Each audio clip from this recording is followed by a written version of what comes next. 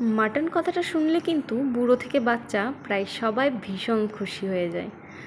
একটা স্পেশাল গন্ধ সবার নাকে ভেসে আসে।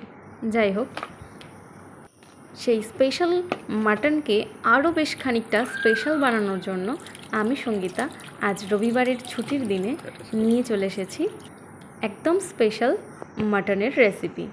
তো শুরুতেই নিয়ে নিয়েছি বেশ বড় বড় টুকরো করে কেটে নিয়েছি আলু, নিয়েছি দুটো পেঁয়াজ কুচি করে নিয়েছি, আদা, রসুন, টমেটো, সাথে নিয়ে নিয়েছি গোটা জিরে, শুকনো লঙ্কা, তেজপাতা, গোটা গরম মশলা,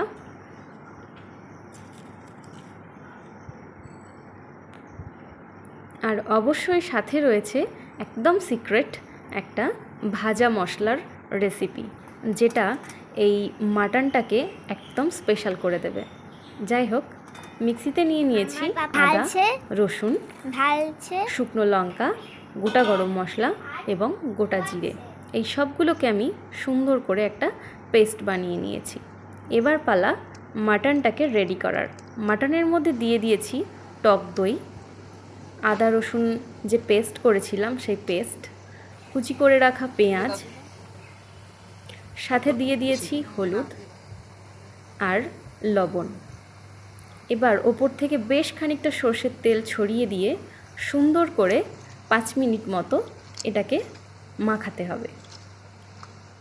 এই যে মাখানো চলছে মাটন, এখানেই কিন্তু মাটন প্রায় রেডি, খালি কড়াইয়ে দিলেই হয়ে যাবে।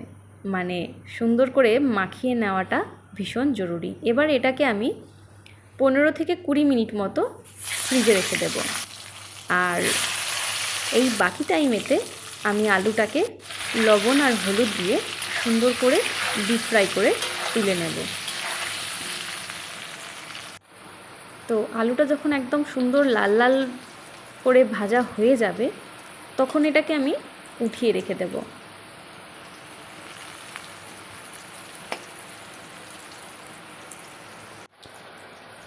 যাই হোক, কথা বলতে বলতে আলুটা ভাজা হয়ে গেছে, আর আমি আলাদা করে এটা তুলে নিচ্ছি।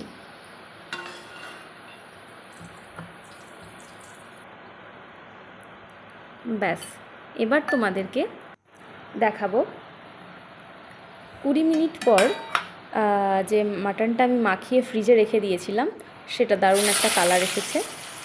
কড়াইতে দিয়ে দিয়েছি বেশ খানিকটা তেল, দুটো তেজপাতা আর টমেটো ফোড়নটা ভাজা হয়ে গেলে কড়াইয়ের মধ্যে দিয়ে দেব মাখিয়ে রাখা মাটন। এবার সুন্দর করে নাড়িয়ে নেব। আর অবশ্যই বেশ খানিকটা গোটা কাঁচা লঙ্কা আমি দিয়ে দিয়েছি। তোমরা ঝালটা তোমাদের মতো করে দেবে। যারা খুব বেশি ঝাল পছন্দ করো তারা শুকনো লঙ্কা বেটে দিতে পারো, আবার কাঁচা লঙ্কা চিড়েও দিতে পারো। তবে আমি কাঁচা লঙ্কার পরিমাণটা বেশি দিয়েছি, শুকনো লঙ্কার পরিমাণটা কম দিয়েছি। যাই হোক, মাটনটা কিন্তু একদম সাদা সাদা দেখতে লাগছে, যদিও দই দিয়ে মাখিয়ে রাখা ছিল বলে বেশ খানিকটা জলও বেরিয়ে গেছে। তো এতে ভয়ের কিছু নেই, এই জলটা আমি কড়াইতেই মাংসটা কষাতে কষাতে শুকিয়ে নেব। আর ওপর থেকে দিয়ে দিয়েছি কাশ্মীরি লঙ্কা, যাতে করে মাটনটা দারুণ টেস্টির সাথে সাথে দারুণ কালারফুলও হয়। তো দেখতেই পাচ্ছ ঝোলটা বেশ খানিক শুকিয়ে গেছে, তবে মাংসটা কিন্তু পুরোটাই ঢাকতে ঢাকতেই রান্না করেছি, কারণ কড়াইয়েতে 50% হয়ে গেছে। আর যখন 50% হয়ে যাবে তখন এর মধ্যে দিয়ে দেব ভেজে রাখা আলু, কারণ আমি মাটনটাকে অবশ্যই প্রেশার কুকারে দেব, যে কারণে আলুটা একদম পরে দিয়েছি, না হলে প্রেশার কুকারে আলুটা দিলে আলুটা একদম গলে যাবে। চলো, এটা হতে হতে তোমাদেরকে আরেকটা সিক্রেট মশলা দেখিয়ে দিই। একটা বাটিতে নিয়ে নিয়েছি কিছুটা দই,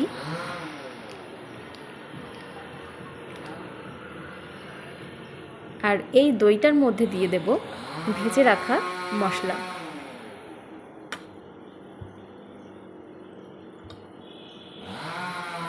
বেশ খানিকটা পরিমাণ ভাজা মশলা এবং দিয়ে দেব সাথে একটু লবণ আর চিনি।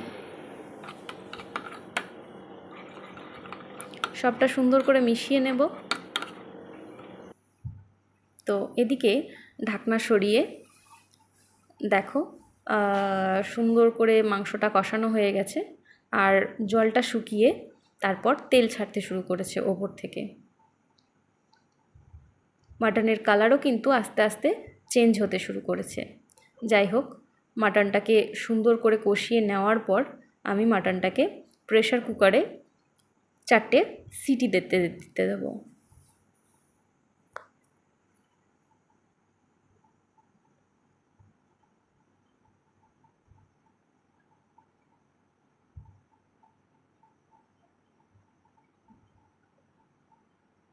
তো মাটনটা আমার একদম রেডি।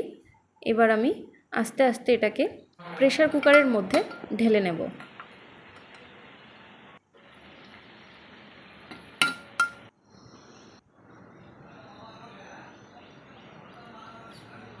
পুরো মাটনটা দেওয়ার পর এর মধ্যে পরিমাণ মতো জল দিয়ে দেব, আর ওপর থেকে ছড়িয়ে দেব কিছুটা পরিমাণ গরম মশলা।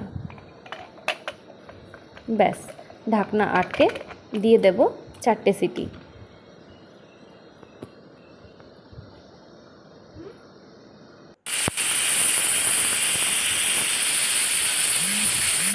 এবার বেশ খানিকক্ষণ পর যখন সিটিটা হাওয়া সব বেরিয়ে আসবে, তখন ঢাকনা খুলে একটু নাড়িয়ে নেব।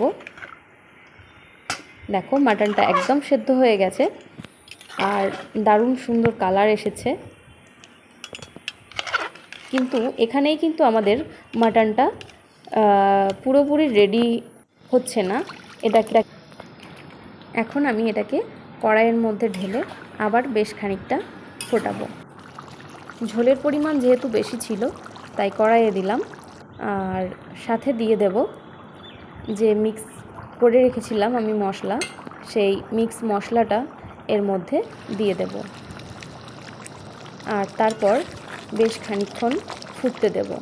ঝোল ফুটে যখন একদম গাঢ় হয়ে যাবে, তখন একদম রেডি হয়ে যাবে আমাদের রবিবারের ছুটির দিনের স্পেশাল মাটন রেসিপি। তো তোমরা কিন্তু অবশ্যই এভাবে ট্রাই করো, আর আমাকে কমেন্ট করে জানিও যে মাটনের এই রেসিপিটা তোমাদের কেমন লাগলো।